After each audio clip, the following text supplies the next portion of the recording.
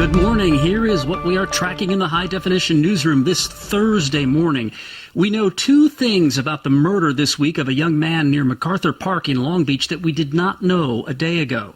First, Long Beach police have arrested a teenager for the killing. And second, we know the victim, Jeffrey Keogh, was a Long Beach State student. Keogh was still alive, lying in the street near the intersection of Gundry and 14th when police got there a little after 9:30 Tuesday night. He had been shot in the chest. He died 2 hours later at a hospital. He was 26 years old. A witness told police they'd seen someone who might be the suspect running from the scene, so police set up a perimeter, deployed the SWAT team, and locked down the neighborhood for most of the night. But they called off the search around 6 a.m. yesterday. Officers had picked up some gang members and taken them to police headquarters for questioning. Later that morning, they arrested one of them for Keogh's murder. He is 17, so police will not release his name, but they say he is a gang member and the charges will include murder and a gang enhancement. Keogh, they say, was not in a gang. His father, Pitch Keogh, told Channel 7 his son had just moved back to Long Beach from San Francisco and was attending Long Beach State. Jeffrey Keogh's Facebook page lists him as a member of the Cambodian Student Society on campus and of the Long Beach State Breakers, a hip-hop club. His dad says Jeffrey had gone out dancing with friends Tuesday night. Long Beach police say Keogh got into some sort of confrontation with the suspect, and that's what led to the shooting. Pitch Keogh says his son had no enemies, and he cannot imagine why anyone would want to hurt him. You might be shoot the wrong person, you might be hurt the wrong person. Just want to find out what happened to my son. What did you do to my son? Long Beach police are still investigating the circumstances that led to the shooting and ask anybody who saw anything to call detectives at 562-570-7244. To remain anonymous, the number to call is 1-800-222-TIPS, which is 1-800-222-8477. School is in session at Hawthorne High this morning, but a few students are missing from class. Some of them were kept home by worried parents. Some were suspended by school administrators, and 3 are under arrest, all over a gigantic brawl on campus on Tuesday. It happened at lunchtime. You may have seen the video on social media. It shows a lot of students taking part, so many that school officials called Hawthorne police to help break it up. They're not sure what started it. The school held a meeting for parents last night, and there'll be another meeting tonight at Hawthorne High, so administrators and Principal Mark Newell can explain what they're doing to keep the lid on and keep students safe. We have cameras on campus, and we're reviewing tapes about what happened, and we'll deal with each child individually. There are also extra police and security officers on campus today at Hawthorne High. The Pentagon says American troops are a long way from the action, but they are providing technical assistance this morning to Kurdish forces trying to drive the group that calls itself Islamic State out of the Iraqi city of Sinjar. Sinjar is a major strategic center for Islamic State. It's halfway between its capital, the Syrian city of Raqqa, and the other major stronghold, the Iraqi city of Mosul. The Pentagon says the Kurds have captured a major highway that leads to Sinjar. From the High Definition News Data Desk, some Americans may start to see some bigger paychecks soon. Not a lot bigger, but bigger. A new survey by the National Federation of Independent Businesses finds 17% of small business owners say they plan to increase what they pay their workers, up a full percentage point from September. A few days ago, the Labor Department reported that wages increased 2.5% in October.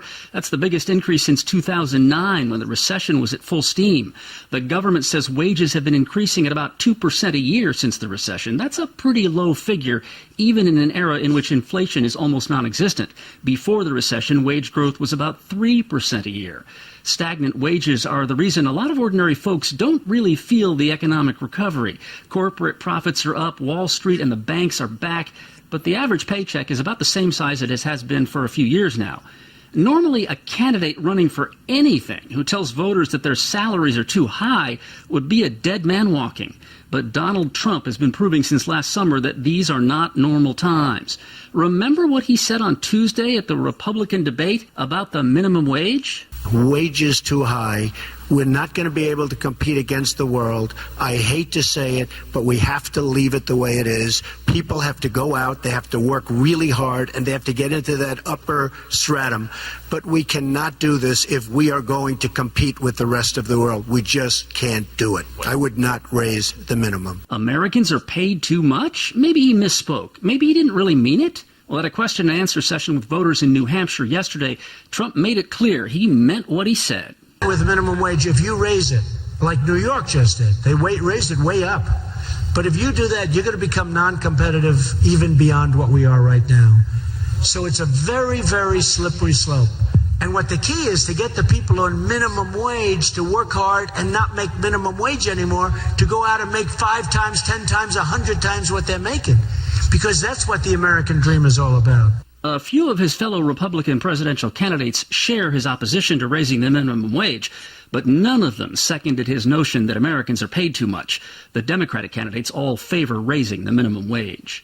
Our paychecks may not be getting fatter, but we are. The Centers for Disease Control says that last year about 38% of American adults were obese, which the CDC defines as having a body mass index of 30 or higher. In 2012, about 35% of Americans were classified as obese. A very slightly higher percentage of women are obese, but men are not far behind. Here's some catch-up for your Thursday breakfast. This is some of what might have got past you since Tuesday. We got word on Veterans Day that we'd lost a soldier in the sexual revolution. In the 60s, Carol Doda was a cocktail waitress who also sang and go-go danced at a nightclub called the Condor in San Francisco's then seedy North Beach neighborhood. She'd make her entrance sitting on a white grand piano that was lowered from the ceiling. On June 19, 1964, the Condor's publicity guy suggested that Doda make her entrance topless, and from that night on, nobody paid any attention to that piano.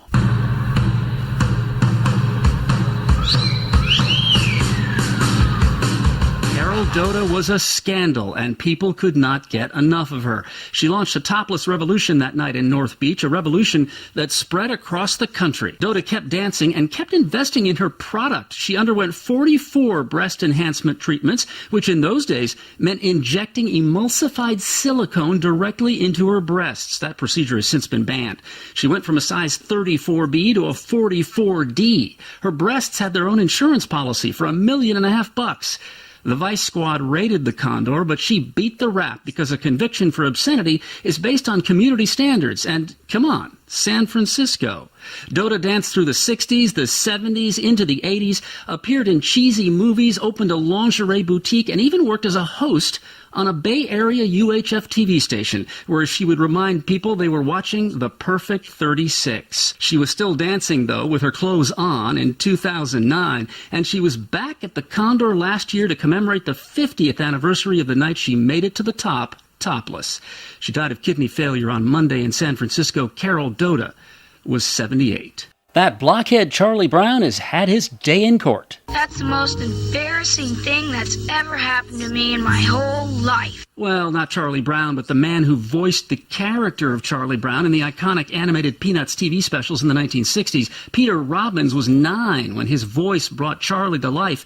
In A Charlie Brown Christmas, It's the Great Pumpkin Charlie Brown, and the movie A Boy Named Charlie Brown. He's 59 now, and his life since his Peanuts days has been nothing at all like a comic strip. When are you going to stop believing in something that isn't true? After he aged out of playing Charlie Brown in 1969, Robbins had guest roles on F Troop, Get Smart, and My Three Sons, but his acting career was going nowhere, so he got a degree from UC San Diego. It's a signed document.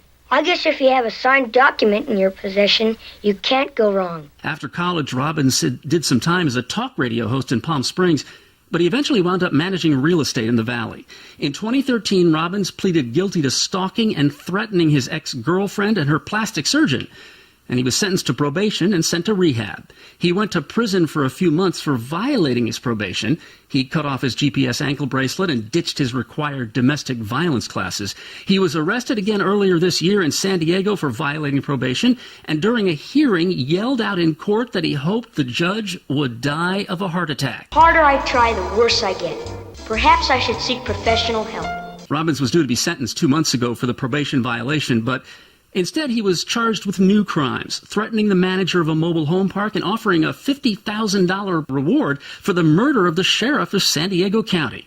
Robbins agreed to a plea bargain on those charges in San Diego the day before yesterday, and then he asked the judge to not send him back to jail because he's bipolar and suffers from paranoid schizophrenia. I want justice to be served, but I'm mentally ill.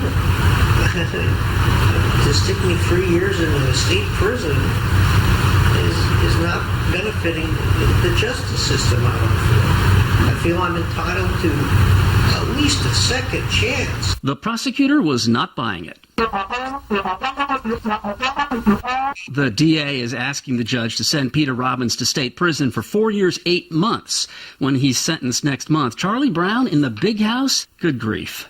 It's not even Thanksgiving yet, but the people who put on the Rose Parade are gearing up. They've announced that the Grand Marshal for the 2016 parade will be Ken Burns, the documentarian who PBS station general managers are thankful for, and not just on Thanksgiving.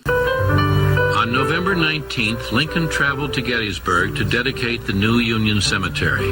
The Civil War and other Ken Burns documentaries on baseball, jazz, prohibition, Mark Twain, and, hey, radio are Moochathon staples on public TV. His series on the national parks is the reason Ken Burns was chosen as Grand Marshal. The Rose Parade will salute the nation's parks and monuments. The Grand Marshal rides in a convertible along the parade route in Pasadena, but don't say we didn't warn you if all you see on New Year's Day is a black and white photo of Ken Burns animating across your screen. Speaking of screens, you only have 8 more hours to be part of the Shea-thon. Actor and performance artist Shia LaBeouf has rented out a New York movie theater and is watching all 27 of his movies, back to back and in reverse chronological order. He started the day before yesterday and is due to wrap up at 5 p.m. Pacific time today. And unlike during some of his previous public displays of affectation, this time LaBeouf has invited all of us to participate.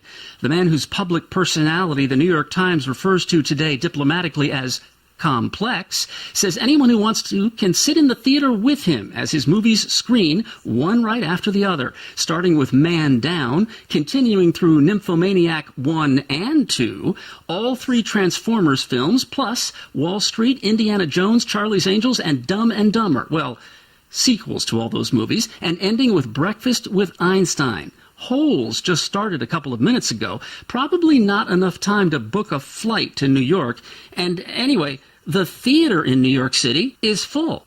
It's strange. He was just there, and so were we, and it was just like awkward. He's been eating popcorn for about 6 hours now, watching a Shia LaBeouf movie with Shia LaBeouf. I mean, why not? We watched Nymphomaniac with Shia LaBeouf. And there's a line of about 50 people waiting for someone to leave so they can get in. Some of them have been standing in that line for 6 hours, but there's no waiting in line on the internet. LaBeouf has set up a webcam on the seat back in front of him and is live streaming video of himself watching the movies.